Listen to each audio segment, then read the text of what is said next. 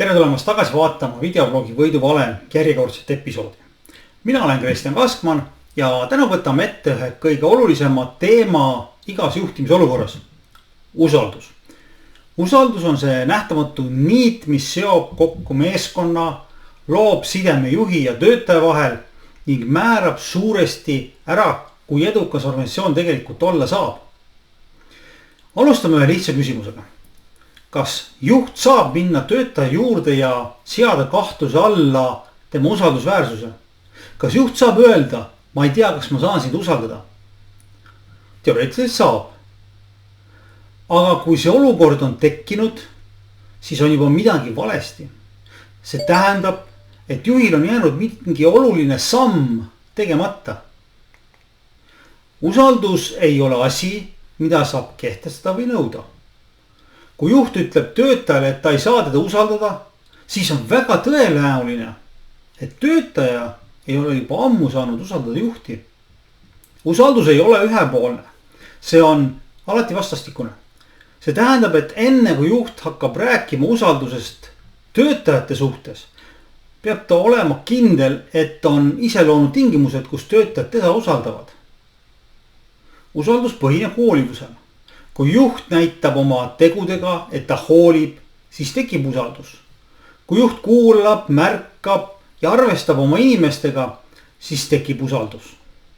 Juht ei saa loota, et teda usaldatakse ainult sellepärast, et ta on juhiks määratud. Ametipositsioon võib anda volituse juhtida, aga see ei anna automaatselt õiguse loota inimeste usaldusele. Töötaja küsib endamisi. Kas mu juht näeb mind inimesena? Kas ta hoolib sellest, mis minuga toimub? Kas ta märkab minu panust ja kuulab minu mõtteid? Kui vastused neile küsimustele on ei, siis ei teki usaldust. Ja kui juht ei usalda töötajat, esmalt küsima endalt, kas ma olen andnud sellele inimesele piisavalt põhjust mind usaldada. Kui juhina kahtled töötajas, siis küsi endalt, kas olen andnud selged ootused? Kas olen pakkunud tuge ja arenguvõimalusi? Kas olen andnud tagasisid õigel ajal ja ausalt?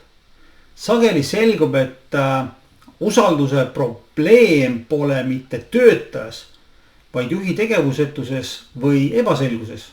Usaldus ei tähenda pimedat heakskiitu. See tähendab teadlikku valikut, otsust uskuda, et teine inimene teeb oma tööd hästi ja vastutustundlikult. See otsus peab põhinema varasematel kogemustel, läbipaistva suhtlusel ja järjepideval käitumisel. Juht saab ja peabki vajadusel tegema korrektuure, seadma piire ja ootusi. Aga seda tuleb teha viisil, mis hoiab alles väärikuse ja suhte. Kui juht käitub nii, et inimesed tunnevad end väärtustatuna, kuulatakse ära ja nendega arvestatakse, siis tekib usaldus. Kui juht on aus, ka ebamugavates olukordades, siis tekib usaldus. Kui juht hoiab oma sõna ja on järjepidev, siis tekib usaldus. Samas, kui juht käitub muutuvate standardite järgi, ütleb ühte ja teeb teist, siis see lõhub usaldust kiiremini kui ükskõik milline eksimus tööülesannetes. Töötajad ei pruugi mäletada iga tehtud viga, aga nad mäletavad, kuidas nad end juhi kõrval tundsid. Usaldus on emotsioon, mis põhineb järjepideval kogemusel. Praktiliselt tähendab see, et juht peaks investeerima aega, et oma inimesi tundma õppima. Vestlused, kuulamine, väikesed žestid, kõik see loeb. Samamoodi on oluline anda ruumi. Usaldus tähendab usaldamist, mitte pidevat kontrolli. Kokkuvõtteks, kui juht ei usalda töötajat, siis tuleb alustada enesereflektsioonist. Usaldus ei ole midagi, mida saab osta või käsuga kehtestada. See tuleb välja teenida. Alles siis saab juht hakata arutama, kas ja keda ta saab usaldada. Sest juht on esimene, kes peab astuma selle sammu. Alles siis võib loota, et meeskond järgneb. Aitäh jälgimast tänast episoodi Võiduvalem. Kui see teema sind kõnetas, siis jaga seda kolleegidega ja mõtle enda tööle juhina. Kas sinu inimesed saavad sind usaldada? Järgmisel korral võtame ette järgmise olulise juhtimispõhimõtte. Seniks juhtige kindlalt ja võitke targalt.